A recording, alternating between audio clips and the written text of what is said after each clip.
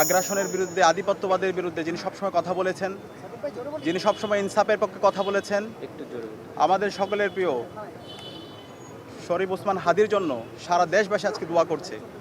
আজকে আমি ঢাকার বাইরে ছিলাম, যখনই শুনতে পেয়েছি সাথে সাথে রওনা দিয়েছি।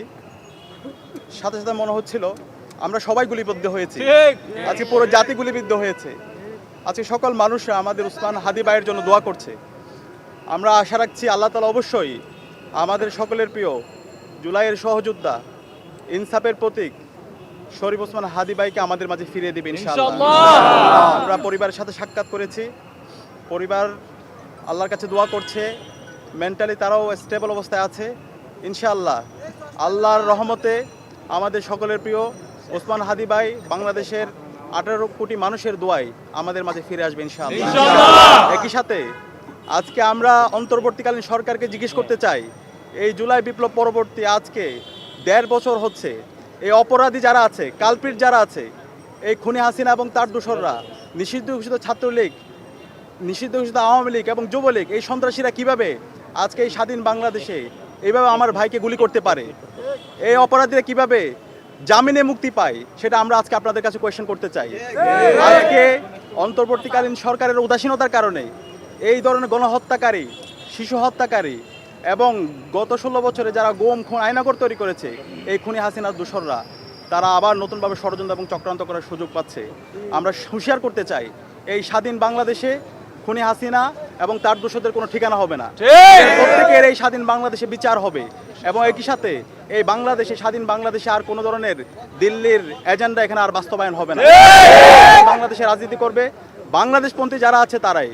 আমি সবাইকে আহ্বান করব, আজকে আমাদের বাংলাদেশপন্থী যারা আছে, ছাত্র শিবির, ছাত্রদল এবং সকল ছাত্র সংগঠন, জামাত, বিএনপি সহ বাংলাদেশে যারা ফ্যাসিবাদ বিরোধী আন্দোলন করেছে, জুলাইয়ের যত পক্ষের শক্তি আছে, সবাইকে আজকে আমাদেরকে ঐক্যবদ্ধ হতে হবে হাসিনার প্রশ্নে এবং এই যারা ফ্যাসিবাদ কায়েম করেছে তাদের বিচারের প্রশ্নে আমাদের সবাইকে এক হইতে হবে।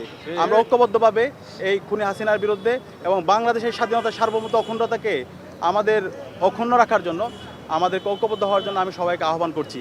এবং একই সাথে আগামী 24 ঘন্টার মধ্যে আমাদের শরীফ ওসমান হাদি ভাইকে যেই সন্ত্রাসীরা গুলি করেছে তাদের সবাইকে আইডেন্টিফাই করে তাদেরকে দৃষ্টান্তমূলক বিচারের আওতায় নিয়ে আসার জন্য আমি আহ্বান করছি।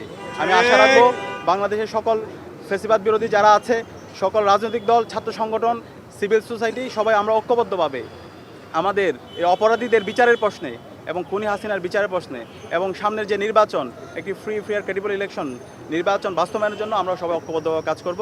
এবং এই যাত্রায় ঢাকা বিশ্ববিদ্যালয় কেন্দ্রীয় ছাত্র সংসদ ডাকসু বাংলাদেশের মুক্তিকামী ছাত্র জনতাকে সাথে নিয়ে আমরা আমাদের লড়াই অব্যাহত রাখবো ইনশাআল্লাহ।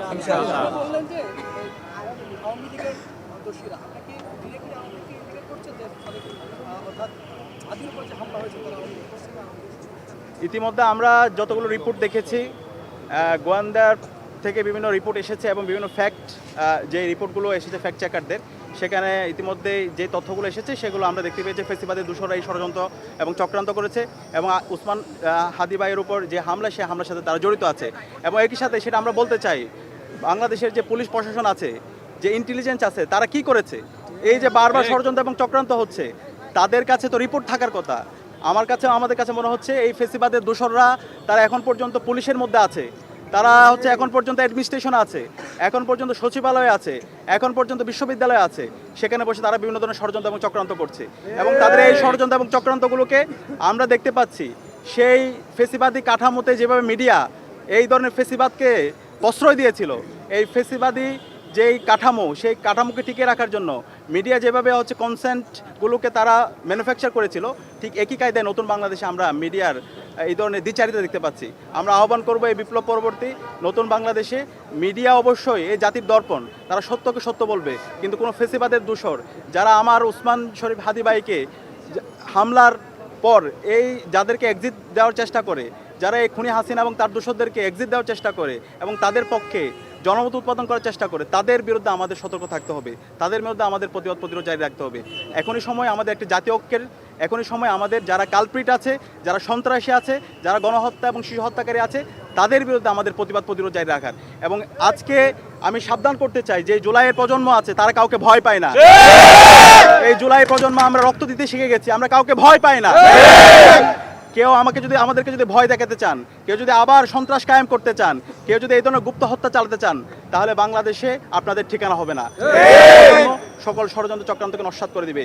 অন্তর্বর্তীকালীন সরকারকে অনুরোধ করব, এখনই সময় সকল অপরাধীদেরকে, সকল গণহত্যা এবং শিশু হত্যাকারীদেরকে দ্রুত অ্যারেস্ট করেন এবং তাদেরকে দৃষ্টান্তমূলক বিচার আওতায় নিয়ে আসেন এবং খুনি হাসিনাকে দ্রুত দেশে নিয়ে এসে তার রায় কার্যকর করেন।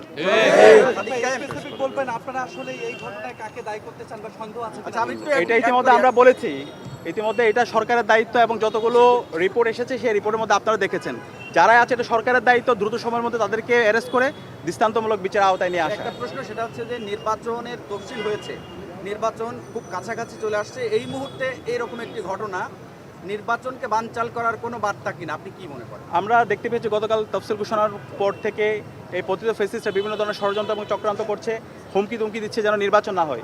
সুতরাং তাদের এই হুমকি দুমকি কোনো কাজ হবে না।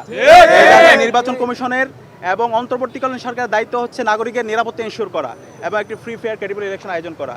এই দায়িত্ব আশা করছি অন্তর্বর্তীকালীন সরকার, আইন শৃঙ্খলা বাহিনী এবং একই সাথে নির্বাচন কমিশন তারা দায়িত্বশীল আচরণ করার মাধ্যমে আমাদের একটি সুস্থ নির্বাচনের জন্য এই জাতিকে তারা সুন্দর একটা পরিবেশ তৈরি করবে।